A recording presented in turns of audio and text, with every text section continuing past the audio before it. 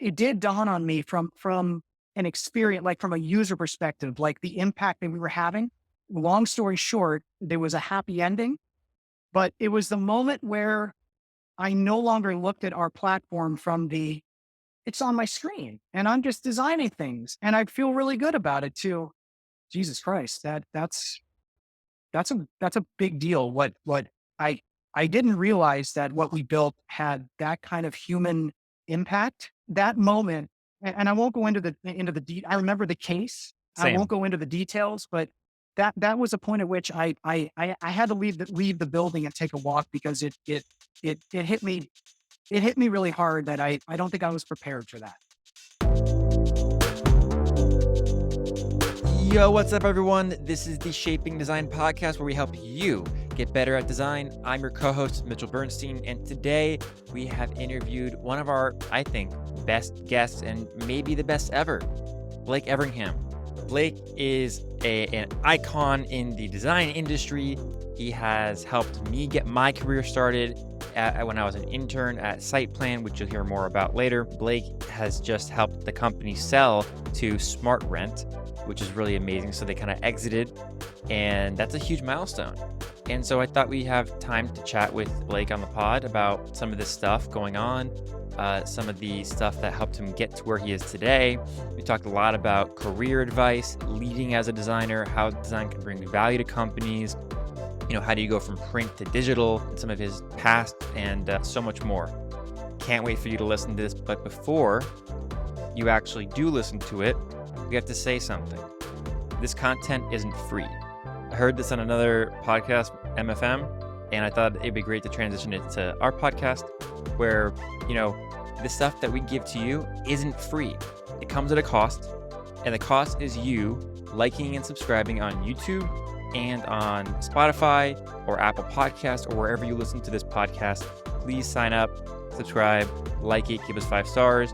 We really appreciate it. It helps us get the word out there and help other designers like you and maybe your friends to get better at their craft and maybe not miss out on opportunities that they might have not seen before. So please do that for us. It's a gentleman's agreement, and we're going to hold you to it. So again, all you have to do is like and subscribe or share the pod. Now, let's get into it. Thank you so much for coming on the pod. I really appreciate you taking the time for us. So just kind of doing some housekeeping. Why don't you describe a little bit about how we met and then kind of go into your background, and then we can kind of go from there, ask you a bunch of the questions that we have. We have a couple questions lined up, so hopefully we can get through all of them. If not, we'll have to do another episode. Kind of go into your background, how you got from where you were in print to digital and to now, being part of a company selling, which is amazing. Congratulations. And then, let's start there. So I met Mitchell. He was our first design intern at SightPlan. SightPlan is the company that I cut my teeth on as a product designer, and we can get into that. I had a great time with him. I hope you had a time of some sort. It was pretty awesome. It was with great. with Roman, our beautiful Russian, who is American through and through, and we love him. So, and that was great. So, but my background, so I've been in the design. I'll call it I work as a designer, which is probably the easiest way to say it, for about 20 years now. So, and you can cut my career in half, or I guess my kind of how I work as a designer. So coming up, in college, I was always working in digital spaces. Back then it was just websites, right? And like there's a screen and you can create things, which got me into HTML and CSS, which is about as far as my brain would let me go. I am by trade, I'm not a great thinker of code, right? I wish like guys like you, who you were talking about Framer and how you kind of, you think in the code or you work in the code. I wish I had I wish I could overcome that hurdle, but I learned enough early on to establish myself as a designer who felt comfortable in code. But then as I moved, I got really into kind of that Bauhaus, 19th, 20th century grid page layout, like really getting deep into just design as a elemental space, how you're moving elements around. So I always kind of had we'll call it the digital kind of landscape in the background that I could work on. And that got me my first job was my skill set to be able to produce websites and even, God forbid, Flash, a little bit of that Flash action script, which thank God that's over with. And so I moved I'm originally from Miami, and I moved to Orlando to get my first gig. I worked at 50,000 feet, which they're based out of Chicago. Massively talented, amazing group. The founders, the principals are still there. Look them up. They do fantastic work. And just like any design job, I came in with no confidence. And by the way, like if you're a young designer and you come in with a lot of confidence, you got to like calm down, because that's just arrogance. You got to gain confidence by working, right? An opinion matters. You should have an opinion. Mitchell, I love because you were young, but you had, dude, you're laughing. I'm not joking. You had strong opinions, but Hmm. it didn't mean Yeah. you were arrogant. You He weren't still arrogant. does. He still does. I'm just saying it didn't go It's away. worse now. It's worse. No, but I was able to learn craft just as a graphic design. I'll say graphic designer. You know, and I worked on annual reports. So we actually, and I remember my first mentor on his wall. He had like I'm charades now. He had like a row of annual reports from the 70s, 80s of IBM, of all these companies, and I would just, dude, I would take some home, like from like as though it's a library, and I would be looking at these. And I'd take photos, and just to like really understand grid systems. And this is something we could talk about later, but that's actually one of the things that has allowed me to enter the product space as a product designer, because what I've noticed in really in my own career is that a lot of visual designers, you know, they say visual designers, UX designers have no background in learning, you know, the true design process of building a grid system of elements. It's all about, you know, kind of it's everything but that. So I'm very thankful that I had and God, it was tough. I mean, I spent years busting my butt. Can I curse? Busting my ass? Of course. Absolutely. Busting my fucking ass doing really bad layouts. But you know, I got to the point where I did entire annual reports. You know, everything under the sun. I did that for about, and I'm jumping way ahead. I did so, you know, 10 years. I did that for 8, 9, 10 years, had an amazing experience. And then you have that point in your career where you just, I always say it's like you're in the trenches. It's like, I hate to say that because like we're not warriors, let's calm down, but like we're digging in and doing work, hard work, right? Like this design is not easy. And I come up for air one day and I realize I don't enjoy this anymore. I love design. And by the way, branding as well. Branding was a huge part of my background, like working on logos and brand guidelines and like just really amazing. Like I really had an awesome time. But then you poke your head up and you look around, it's like, Jesus Christ, 10 years has gone by and I don't think I really love this anymore, but I really love design. I know that I'm a designer. Thank God. Like if I put my head up and I'm like, I don't like being a designer, I'd be really fucked. But I realized that what I really loved doing was every now and then, and this was like 2009, 2010, so 11. In that, put it this way, apps on an iPhone suddenly became an area that you can invest a career in. That didn't exist before. So I realized when we would get little projects coming in, and they truly were little projects, like we just want an app, right? If, you know, apps were just like these little things. I loved diving in and designing, and I had no idea I was doing user experience design. I just thought I was just designing an app, right? Like it was just fun. And I'm all about like, it's hard work, but if you're not having fun, like you're literally putting pictures together, guys. Let's be real. If you're not having fun doing that stuff, you shouldn't be a designer. And so I quit my job respectfully, and I started my own business. And looking back, I think that was my reactionary. What the fuck do I do? What do I? Oh my God! I just left a gig that I loved. I just didn't like to work as much. What do I do? And hit the ground for a couple of years in my own business, and we pursued more digital branding and digital. So it was kind of like I was in branding and beautiful graphic design to this kind of quasi space where I knew I was good at branding. I wouldn't say great, but I know it was really good. So I could piggyback off that and make some money, but I really wanted to pull in those digital, I'll say apps and web and that space. And then through that engagement, the company failed. We couldn't get it off the ground. It happens, boo-hoo, we get over it. But there was one client, one customer that I got through a developer, and this goes back to it's all about who you know. Mhm. A developer, remember Mitchell, Scott Otten? Yep. He was the man. I did work for him Mm. 18 years ago. He recommended me to Joseph Westlake, who founded SightPlan. And long story short, Joseph is the type of product leader, or I would say startup leader, where he knows for a fact that great design will carry the company to a certain extent that sound business, sound marketing cannot take.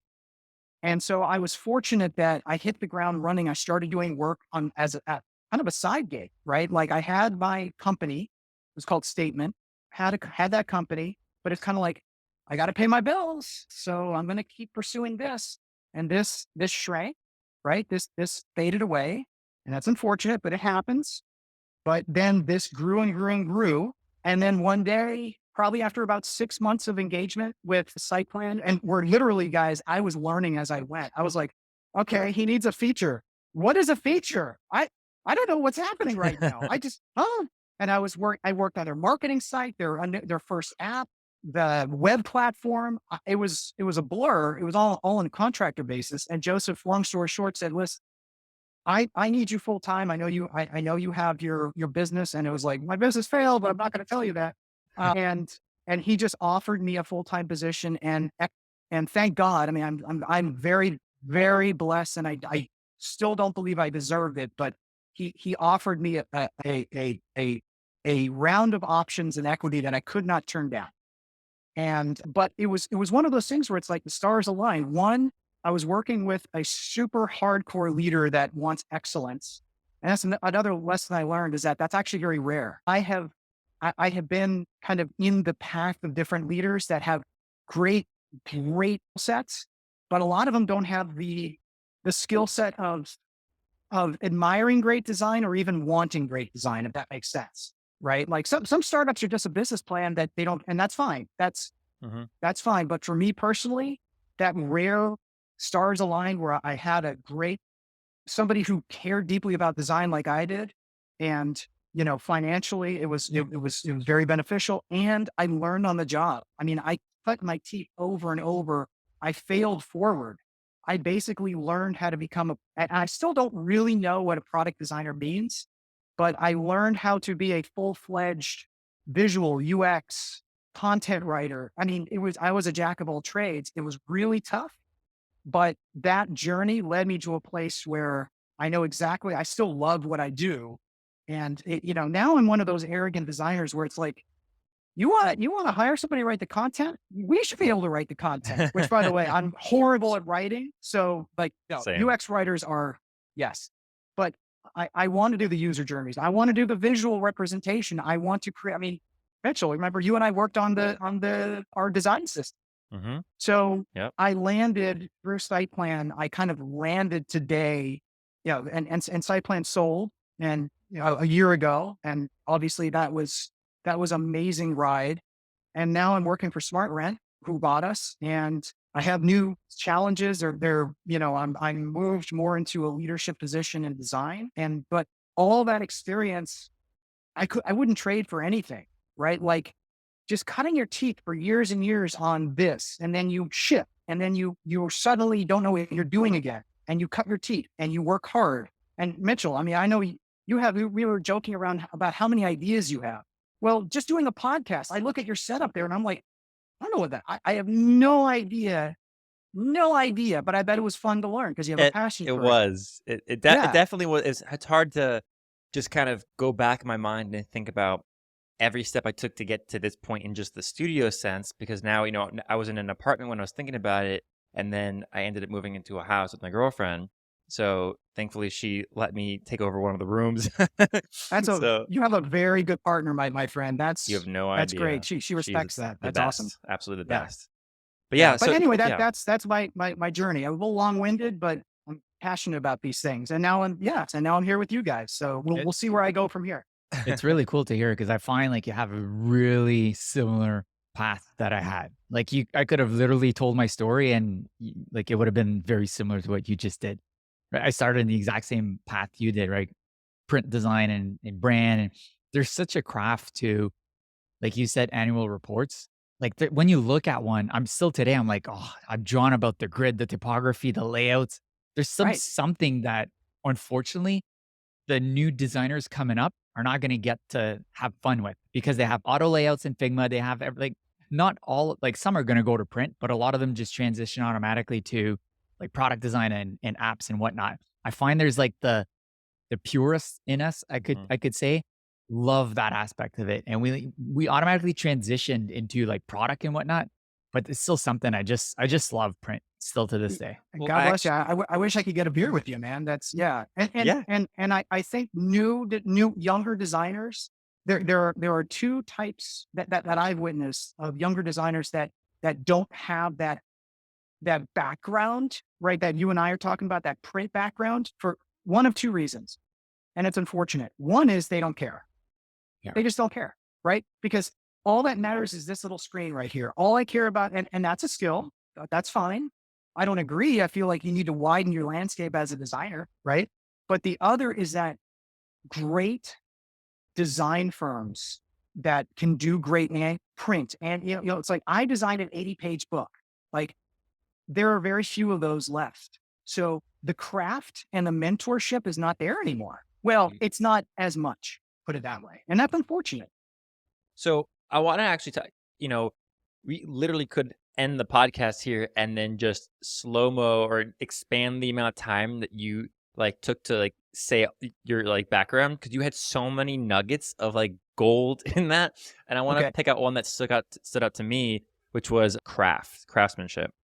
Mhm. And can you talk a little bit to the value of craftsmanship in design and how you see maybe some people are kind of losing that sense of craftsmanship because you kind of mentioned that like, you know, people don't have like that print background growing up, so they don't learn the principles and like why this is a thing, which is where all this came from originally, print, and then now it's being transitioned to digital. Can you talk to a little bit about that? So when I say craftsmanship, I like to use the word craftsmanship versus design. I mean, I'm a designer, but I feel as though if I was not getting paid for this, I would be doing it anyway. So there's a little bit of the, and I'm going to use a bad analogy, and I don't consider myself one of this type, but like somebody that does woodworking all day long, right? Like they're going to be in their shop making beautiful tables and chairs, which I wish I could do that, regardless of if somebody is going to buy it or not. Craftsmanship to me means you have a love for something that requires thousands of hours to get it right. But the ability to love every hour well, almost every hour as you go, that's what I consider craftsmanship. Now, there are, this is like true to life, right? Like in design, it's like any role. Right? You got a lot of folks that do it and they say they love it, but they punch out and they no longer care or think about it. And then there are the unfortunate cursed fellows and gentlemen and ladies like myself, like you guys, where what I don't shut my brain down. I keep thinking about it because I'll come up with an idea in the shower or I'm Mhm. outside playing with my kids, and but it's not, it's kind of like you can't shut it down, but because the valve is always open, it's almost like an addiction, right? Like I'm always fiddling and thinking and working. Like Mitchell and I were just talking about a strength training app that I presented to him because I appreciated his feedback because he cared. And this was 8, 9 years ago. And we were just talking about, I still have that idea in the back of my mind. Maybe I'm just stubborn. Same, same.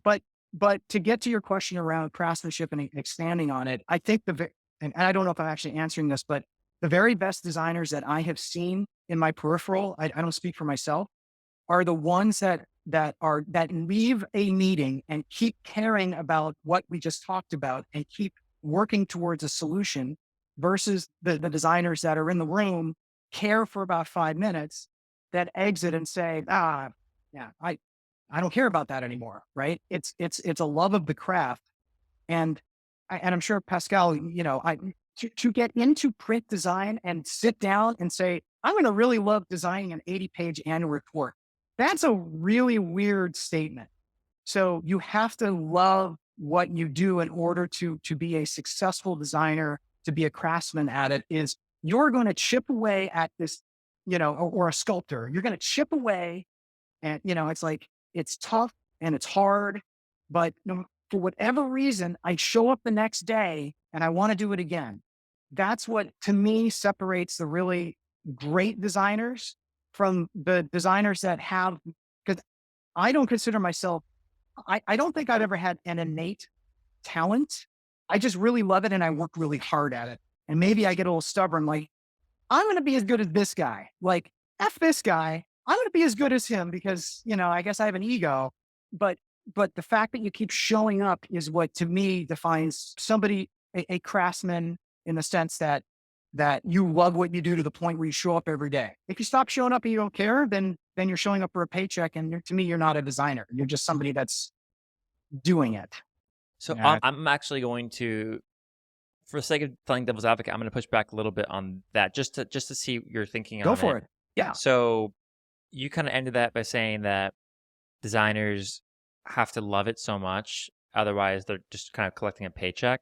Could you not see I guess would it be considered more art than design if it's for love or like for the craft and the appreciation of it? Or Don't is it ask the what is art and what's design question. well, because like design has a lot more to do with like solving a problem. Is a utilitarian aspect to it than art doesn't necessarily have to have, but design needs to have it has to have a utilitarian aspect to it. So therefore, if it doesn't have a use for it and people aren't kind of paying for that value, then that thing might not exist. So doesn't it have to also include a heavy portion of like monetary value? It does. And I think so. No, I mean, I appreciate that pushback because I agree with that. Maybe a better way to say it is designers just really love solving problems. That's true. Yeah. And I love, so, okay, to get into the whole art versus design thing for a split Yeah, second, just for a second. my version of that is I'm creating something for myself. That's art. If I'm designing something, like I brought up, like, woodworking. If you're making a chair and somebody sits in it, then I guess to a degree you can kind of shift that to more, it's functional, it's for somebody else. So when it comes to like UX design, even though I don't consider it art, I have a love of the process of solving a problem. I think that's a better way to phrase it. An annual report is the problem of how the hell do I condense an entire year of corporate, what have you, into a beautiful, engaging piece that somebody wants to open up and say, oh, look at this gigantic table of financials. This is, like, there's an art to that. But You want to it's something, basically turn like that report into a coffee table book. Like that was always been my goal when I was kind of like, in a way that yeah, it's so beautiful that you look at it and you want it to be left on the coffee table. you're making art for the sake of yourself in order for somebody else to say, this is so beautiful that Yeah. I almost don't want to open it up because this feels special. And you know So the smell of that like the paper you kind of use and you flipped and you had that smell of like the type of paper. Like I miss, like those are things that I do miss new that. designers won't get. I miss that. Yes. For So sure. I think to wrap up that question then, and I really like what you said, you're kind of like, in a summary of it, you're kind of serving yourself versus serving others. And I think that serving others is more business oriented and like say, like it's functional for somebody else. But then when you're doing it for yourself and like you have this kind of need to kind of get it out there and kind of like, even if it's a solution for yourself, but you're still trying to do it for yourself. You're trying to get that process, enjoy that process, not just enjoy the product of the process. there So, is a selfishness to what we do, yeah. which I don't think is a negative. I think Mhm. us as designers, we're selfish because we want to create something. We're Mhm. all creating something, whether it's functional for somebody else or not. We have gravitated towards we're making something for others versus I think, well, we're getting into the whole art versus design, which I will get wrong. So yeah, I'm I don't think there's a right answer. I think it's a there trick isn't, question. yeah. And what's interesting though is that I don't consider myself an artist. Consider myself a designer. So Mhm. what the Mhm. hell does that mean? I have no idea. I have no idea. It I means you're have living a a lie.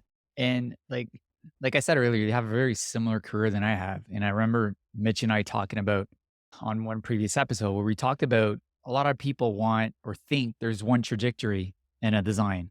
And I love that, you have this amount of experience that you've gone from like traditional agency model to startup to et cetera.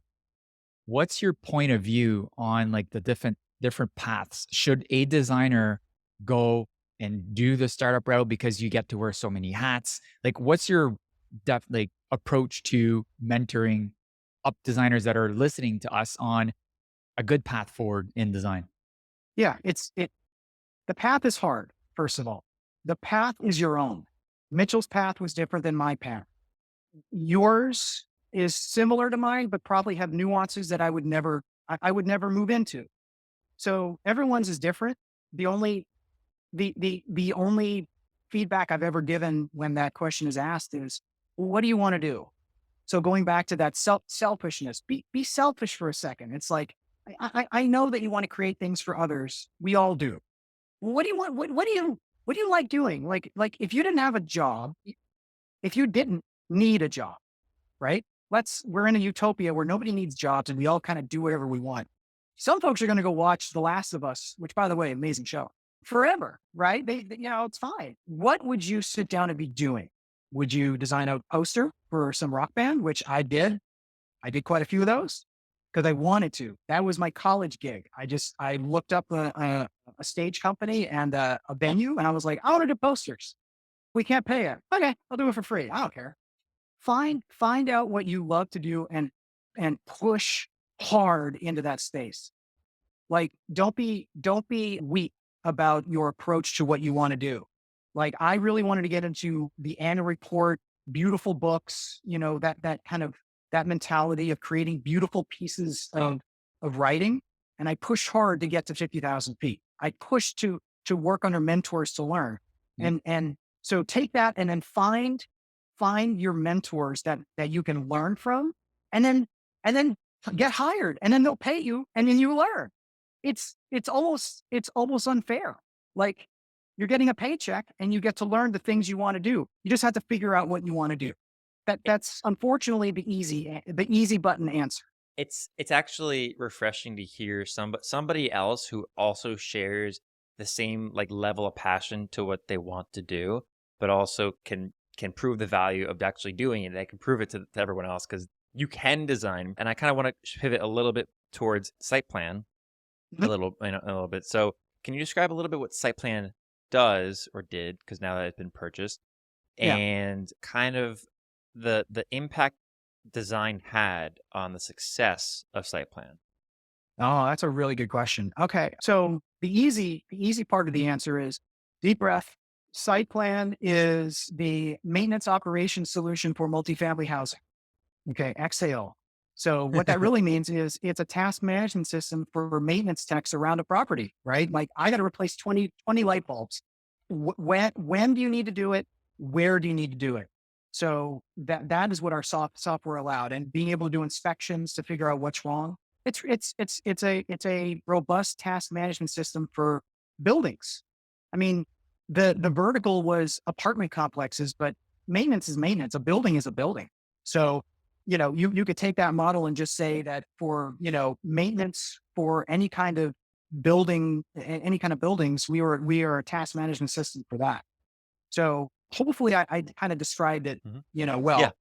So, and I'm sorry, your question was what value did design bring to SitePlan in the early days? Yeah, so SightPlan sold recently, and I can't imagine it being not because of partially because of the design aspect of SightPlan, because you guys really solve problems for users and like really analyze and listen to feedback. And I remember being on calls with Yeah. you, Joseph, and others about like hearing what pain points users were saying. And sometimes, they give feedback on the designs that you and I have collaborated on and pushed out into the world. Like, oh my God, I love this new screen. Like we did the create tasks flow thing, and they were, Yeah. they're complimenting that. So like talk to us about like how did design impact the value itself of SightPlan to users, to the valuation itself, and like why it became such a success.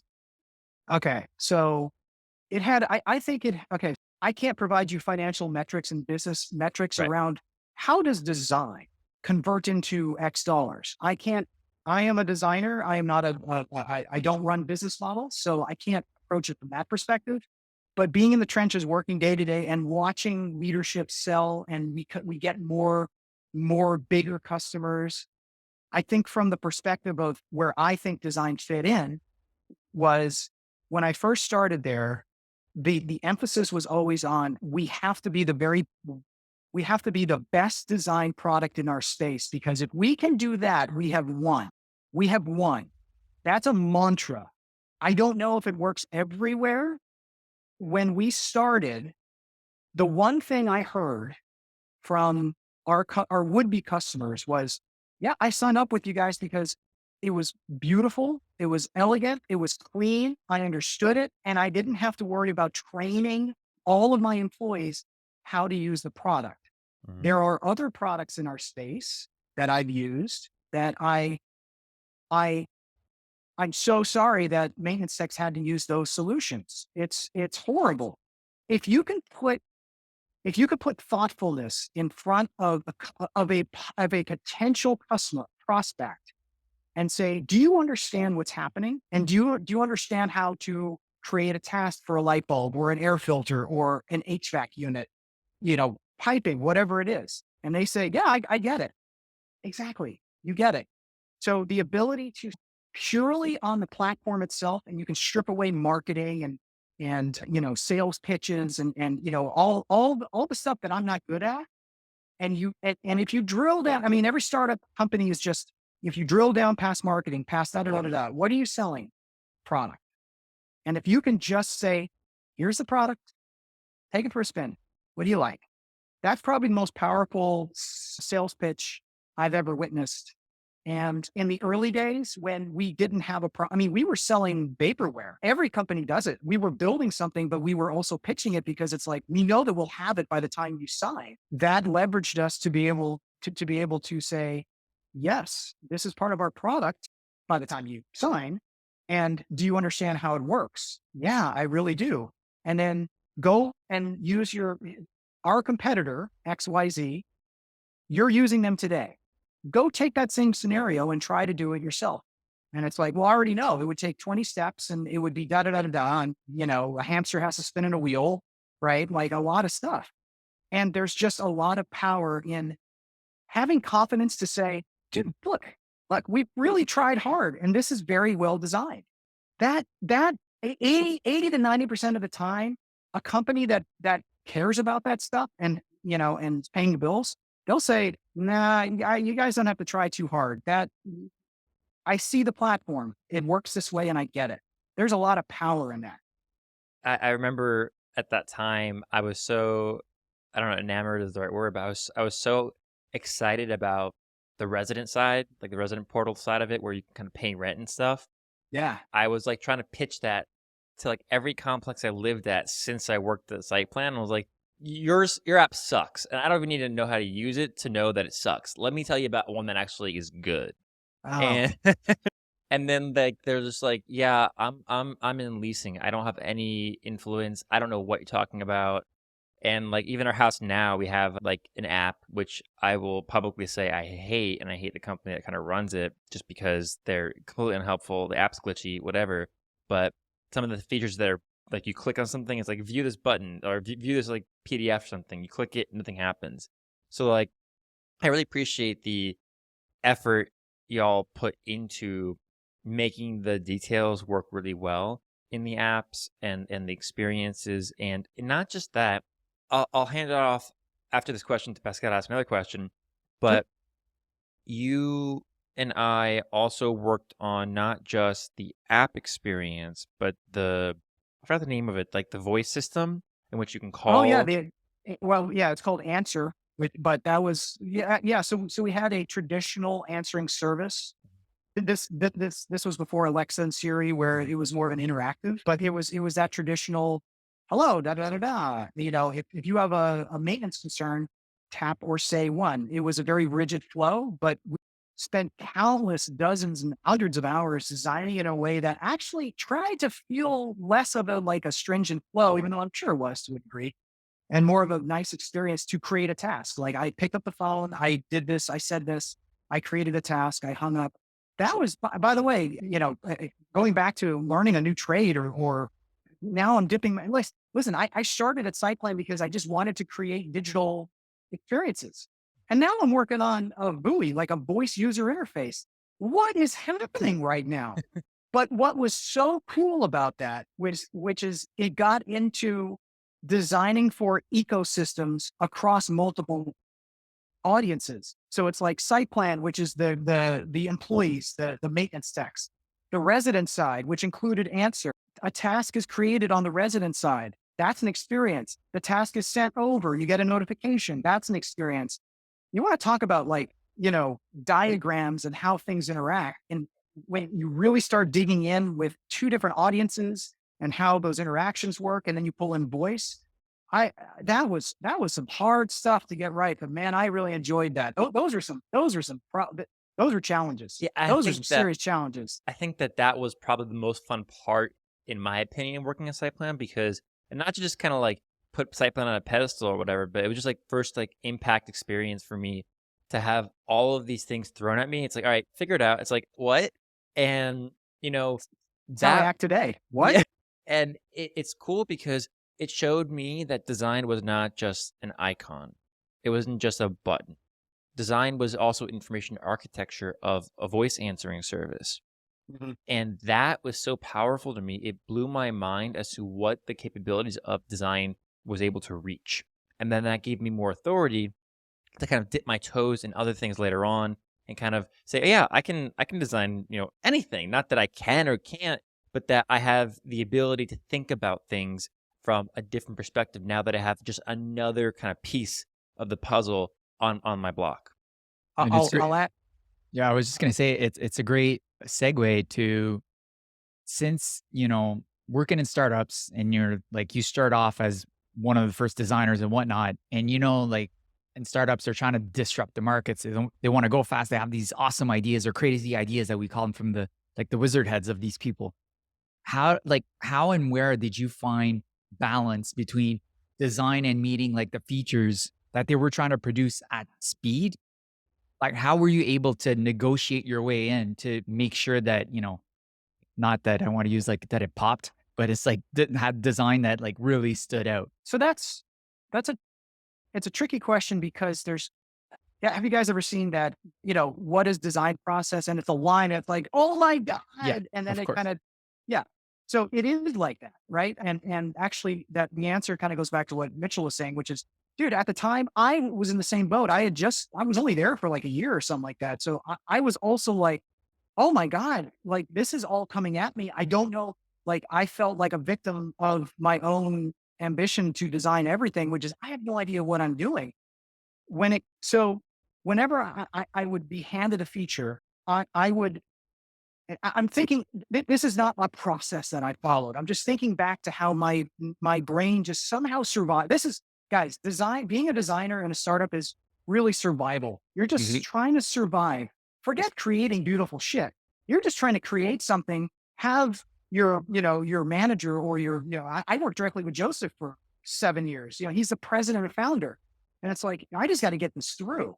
Right. So thinking back, what I not knowing at the time, but I think the way I approached how do I make something that will blow everyone's minds versus I just have to make something that will solve the user stories, right? Which was I'm going to throw the Hail Mary. If I have an idea, listen, guys, half the time you don't have a great idea. I don't. Sometimes it's a blank canvas, man. Like literally, we're getting paid to come up with like ideas that change the world. And it's like that shit's hard. It's really, it's really hard to do. Okay. Really hard to do. And so half the time, what I would do is if I had an idea that really kind of went against what Joseph wanted, I would time box myself. And time management is huge in a young startup. It's like, listen, forget 2 weeks. You have 4 hours to get this done so we can move on to the 20 other things like our marketing site's down. You got it. Like I was in charge of the marketing site. So what I would do is I would whip together some visioning. Remember, Mitchell, we call it visioning, where I would have high fidelity design systems I could throw together and present a keynote with some flows just to get this point across, which is like, I know you didn't ask for this, but just let's look at this. At the time, Joseph would say, God damn it, I just asked you to do this thing. It's like, okay, that was a no. That was a no.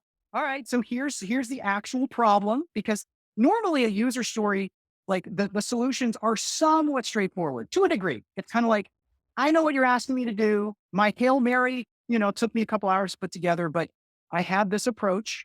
And then half the time Joseph would say, this is freaking awesome. And then he would tear it apart because he's so into the details that he would be on board. But then, it's kind of like, well, now this is his idea. And now I'm going to get chewed out for this, that, whatever. But that was part of the design process. So dude, honestly, sometimes you just got to throw those Hail Marys and see what sticks. Because the one thing I've learned in meetings with PMs, with engineers, nobody's showing up with an answer. You're somewhat trying to show up with the answer to present to them. But if you show up with an answer that blows people away, I would hope that sometimes you're able to do that, but you can't do it all the time. You have to pick and choose your battles too, right? Like Yeah. time management is really key. Like I don't have a day to put together this amazing idea. Sometimes an idea has to die. I hate to say it, but you pick and choose your battles, and hopefully you have that spark. I don't know how to create the spark. Do you guys know how to create that spark? I don't know. It just I think, comes. and this is, I think it's great advice even for designers coming up and working in different fields. Like how you've portrayed it, I think is a great point of view. So it's, yeah, kudos on just explaining it in your words, even if like the path is very messy. It's very nice to hear. And like just a quick follow up question, like being a start, being where you are now, did you realize at that point in time all the pressure you had on your shoulders to solve the world? Right. That's what I mean is like you don't realize it when you're in, but you're basically like a big key player of the success of this company. Like, and it comes with a lot of pressure with you don't realize it. Do you remember the guy in the Matrix that said ignorance is bliss while he's eating a fake steak? Ignorance is bliss when you're in a startup. If you understand the magnitude of what a company is asking you to do in a startup when you're one designer building everything, that shit is, what's the word? It's overwhelming. It's very, looking back, it makes me feel overwhelmed about what I got accomplished. And I will never be the one to say like, I'm amazing. I did all this stuff. It's just the magnitude of work we did in such a short amount of time and the stakes that we had, not just from a company perspective, because, Mitchell, I told you this and you were there.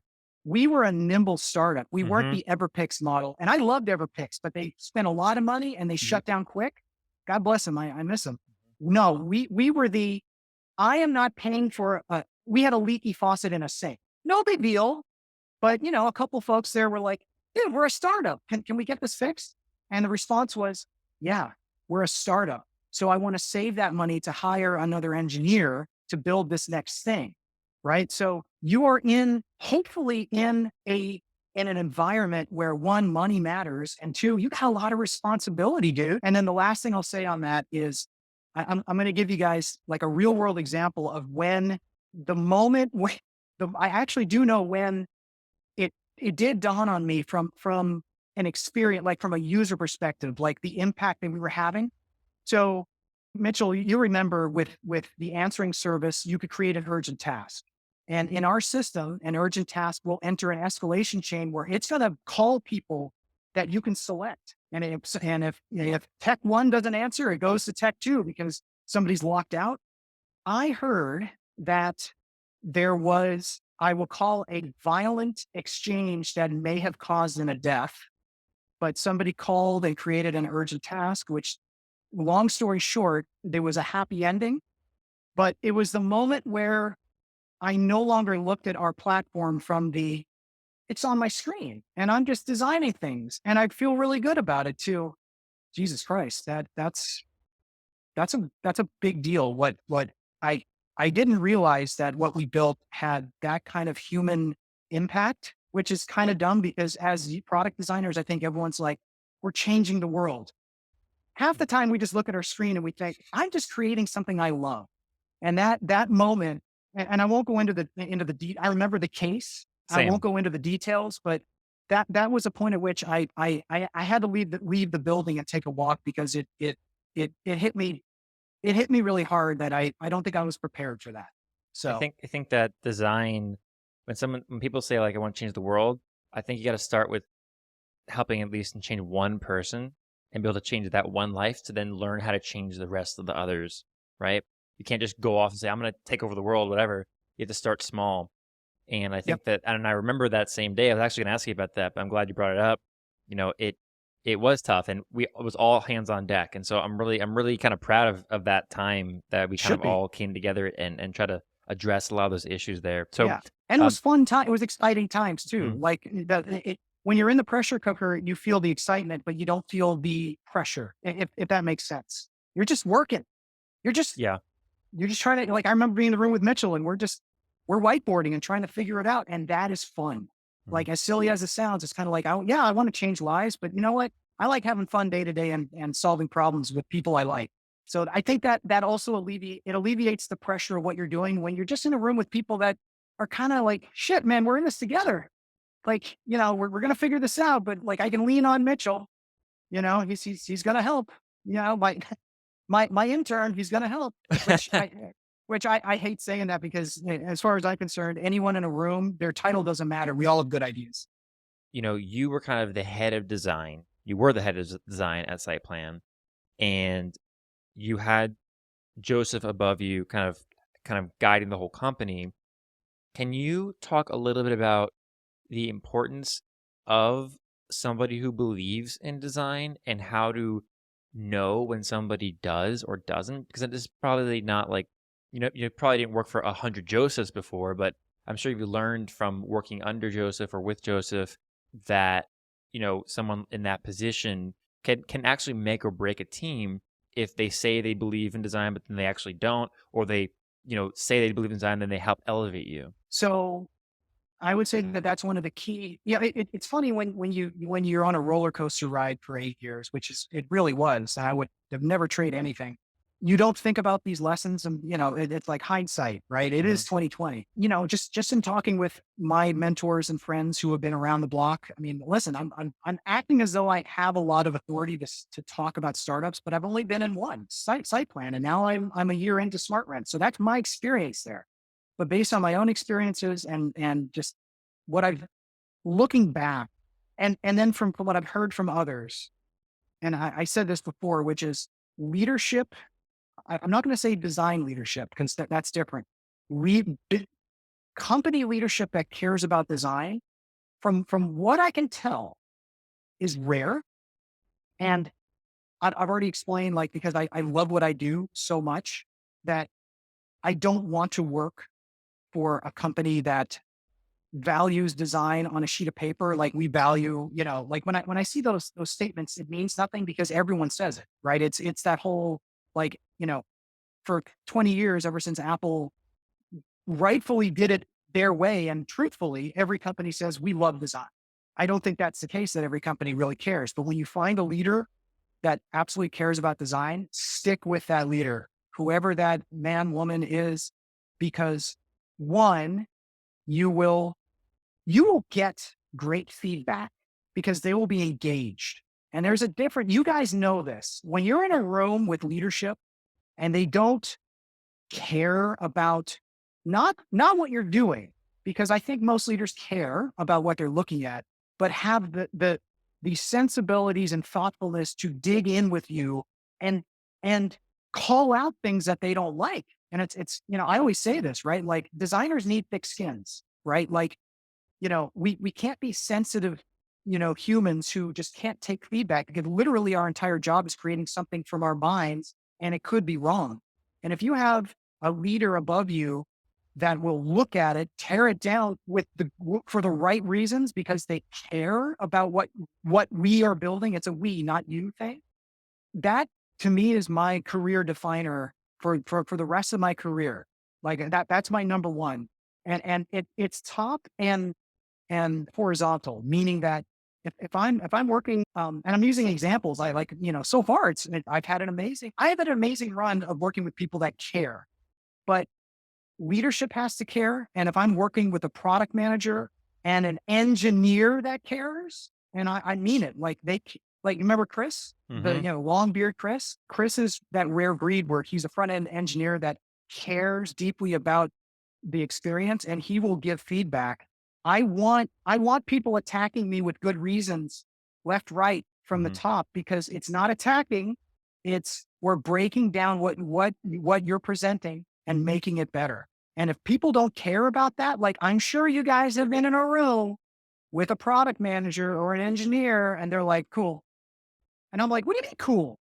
Like, no, let's Hmm. let's have a conversation, right? I have questions that I need answered. And if you guys don't care, then it's all on me. And that just means that the design isn't going to be as good. Right. Yeah. Like I can't Hmm. create the best experience. So that's my career trajectory is I got to find, it's my goal to find leaders in companies who care about what we're doing. That to me is number one. Yeah, and I think something that came out of the question is like leaders don't have to necessarily be above you. It can be people horizontal to you, people below you, people who are just helping to move the company in a direction that's positive. I think that just looking back at Pascal's and my time at IBM, there's a Mhm. guy named Dayon who he was a DP, basically. I forget what that kind of stands for. It's like almost like a director, almost whatever the title role is. He was Mhm. basically in charge of the development of the entire platform.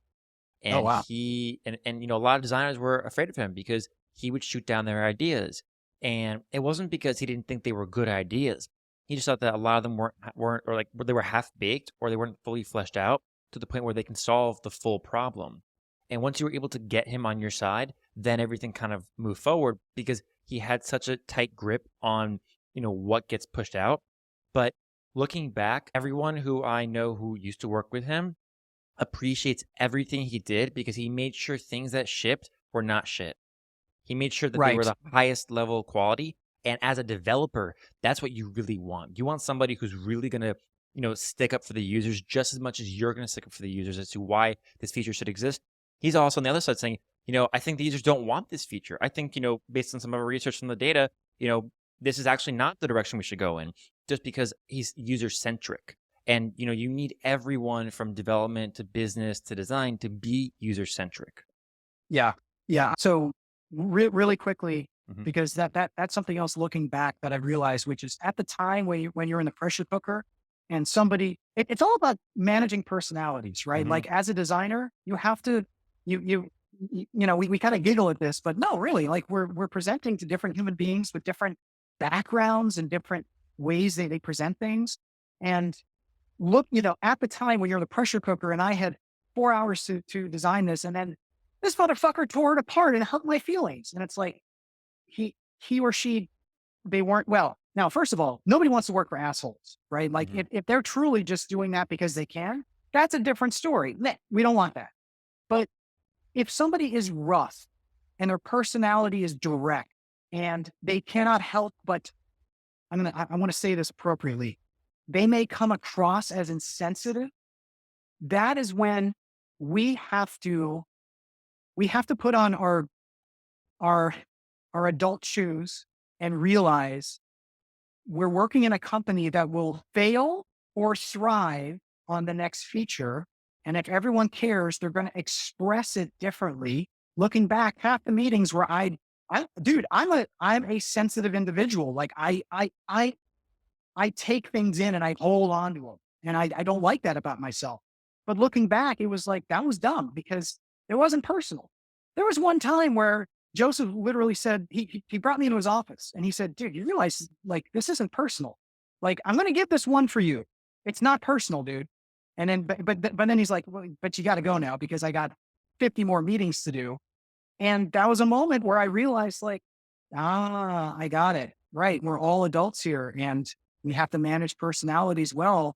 And so you have to I think a skill that I think I've developed in the later part of my career that has benefited me is I can take the hits that may make others feel kind of like ugh, depressed or yeah, because I feel proud about my work and you just shit all over it. But they Mhm. weren't shitting all over it. They were taking your idea and m- internalizing it and it's their version of making it better. You may not like the approach, right? But you have to have a thicker skin. But regardless of the personality, those are the people you want. Like those are the people I don't mean like harsh individuals. I just mean people who care. And Honest. they just may express it differently. That's Yeah, it. really good. I Yeah. I I I love the put the adult shoes on theory because it's so true, right? I think we have to, and there are two things that I like. I love that how you expressed it. And I think we don't know what they like those people come to the table with. They may have had a bad day, they may have had anything. So putting the adult shoes on allows that understanding to happen. And secondly, is like one mentor told me at one point is never get attached to the pixels, but to the problem you're trying to solve. And that way, it kind of takes you away from like the execution of what you've just done. And let's concentrate on the problem, not like the blue button that, because you may like blue, I may like red. And then we piss match because we don't agree with that. But That's it. is that solving the problem? And then once you That's like awesome. that mindset shifts and all of a sudden you're kind of like, oh, okay, he's not attacking me. He's attacking the, like the solution we're trying to solve. So like that's what I kind of paraphrased what you did and I just put that sentence You in you there, but I boiled mean, it down. you Yeah. that's basically what you've said in a different way of saying it. Thank you. I'm very wordy, and Pascal can now go do this. Yeah. No, that's awesome. I actually Yeah. really like that statement way better than my million words, which is don't don't put what you just did on a pedestal because nobody else does. You Mhm. bring it, you're walking into the room like this, and they're walking the room like, okay, but it's all about solving a problem. That's awesome. Yeah, 100%. Yeah, it's funny because, at the end of the day, an idea is 1%, 99% of it is execution. And pressure makes diamonds, right? And you need to spend the 99% of the time working with others to kind of create that thing that gets pushed out. Because your idea rarely ever is as is before it gets pushed out. It's Oh, like never. you start with this one thing, a seed, and then it grows into something else a little bit later, and then it gets shown to everyone else. Right. Yeah. And then becomes better because now Hmm. other eyes are on it. Like a PM should have the business perspective to say no, or an engineer will come in and say, this is amazing. It'll take 3 months to build. No. Right. So, Hmm. so anytime a designer says, I don't need any help, I can do it myself. I'm like, really? I've been doing this shit for 20 years and I need as much help as I can get. Like I don't, and this is not good for a job interview. I don't feel as though I can execute the most amazing design on my own. I can't. It's like, I I think that's rare.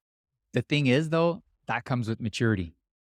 Hmm. Young designers are not don't have mature or not mature enough to admit they need help for a lot of things because they come at it and it's normal in my opinion, but I feel the more experience you get, the more humble you are and the more you're able to say, "You know what? I need help here. I'm not going to be able to solve this by myself." Yeah. Yeah. Yeah, I'm the most humble guy in the room. Guys, I don't know what's going on here. But, but that's also confidence, right? Like if you become confident as a designer, you become confident to say, I am not going to, I'm going to get 80% of the way there. And then my amazing team is may hurt my feelings, but you know what? Who cares? Because then it'll be better, right? That's 100%. So we're coming up on time, and we actually got a little bit No, over, this is great, guys. but Come on, let's I keep going. Do quick. round 2. We'll have to do round two. I want to All right, ask at least two questions before we let you go, sure, Blake. sure. And one of them is I have a list of the questions over here. So, what actually talked a lot about lessons that you think others should learn. So I'll give you the opportunity to say one more lesson. What's a lesson that you've learned over the years that you want somebody else to know from your time at SightPlan, from your time all the way up until now in design? Don't fear deadlines. Put them on yourself. Make sure that there's a deadline to get things done because I used to say it's just me, but bullshit. It's everyone. If I have 3 months to design a button, you're going to get a button in 3 months. If I have 2 hours to make that same button, you're going to get it in 2 hours, right? The thing I've learned at SightPlan, because we were driven hard, which is why we created so much high quality in a short amount of time, is we, I'm looking at all of you guys, right? We assume that something is going to take X amount of time. And if there is an external force that pushes you and says it has to get done in half the time, you might bicker and you might say, this is bullshit.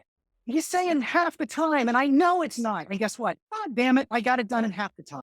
Designers, I don't think, myself included, it took me a long time to realize this. And this is why, like, they kind of joke at SmartRent that I'm more of the hard ass. I'm more of the, like, I know you can do better and I know you can do it faster. Not because I'm trying to push you, because I've been there, right? Like, no, it won't take you 2 weeks. Do me a favor. Carve out 3 hours of your time. Shut down Slack, because that shit is a distractor. Shut down email. Shut down all this junk. Sit down with a sheet of paper and spend 3 hours. And I guarantee you, you will knock out about 4 of those days of the 2 weeks. Designers, I think, are not all, but a lot of designers are coddled. And I don't think that's fair, because I think to a degree, I think there's a little bit of a stigma that, like, hey, listen, just don't talk so harshly to them. They're designers. And it's like, no, we're busting our asses as much as engineering, as much as anyone else. We have to put deadlines on ourselves, and we have to come to the realization that if you want a startup to be profitable, you have to stop saying it'll take 2 weeks, and you have to push yourself and start making bets on yourself, which, by the way, it also develops your skill set, right? Because in the years that I went from saying it'll take 2 weeks, and then Joseph saying, nope, it'll take you a week, and he was always right. He was always right. It was so maddening. I am now on the other side of it, knowing for a fact that I can do whatever this thing is in half the time that somebody is saying it. Not because I'm an amazing designer in any way. It's because I've been through the gauntlet where some higher force is pushing me, because the business, it will falter if you, again, startup like guys, like, they're not pushing you because they're assholes. At least I hope not. They're pushing you because they're the ones looking at the customer that if we don't get in 2 weeks with this feature, will not sign on, and we won't get the next year of revenue, right? Like, that's where that external force is coming from. Designers don't see that at all. We don't see it. We just think it's totally unfair that they're doing this, right? But if you start putting those deadlines on yourself, like, you know what I started doing? Like 4 or 5 years ago, I started saying, like, during our sprint planning, which, like, nobody can estimate, please, but you write down, like, I'm going to get this done in 2 weeks. That's my first gut reaction, which my gut reactions have never changed. But what I started doing is I then cross that out, pass it, and say, I'll get it done in a week. And then 9 times out of 10, I was right. And which is so infuriating, but it's because we are so much better than we think at doing those things. We just need somebody to, like, or we have to do it ourselves. Like, dude, you can work a little harder. You can work a little faster. It doesn't mean the quality will go down. It's be a little uncomfortable with yourself, right? Like, I don't like being comfortable when I'm designing something, but if I feel a little bit of heat, that will force me to produce the same quality in a shorter amount of time. And it took me a really, really long time to learn that. I don't know why. So put deadlines on yourself, force yourself to work a little faster, a little harder, because you can, and you should try it. You should really try it, because I think we don't estimate our own worth enough. Like, you can do a lot more because you're skilled. That's it. And I think one of the best things is, well, not the only one, but the best place to grow is through uncomfortable situation.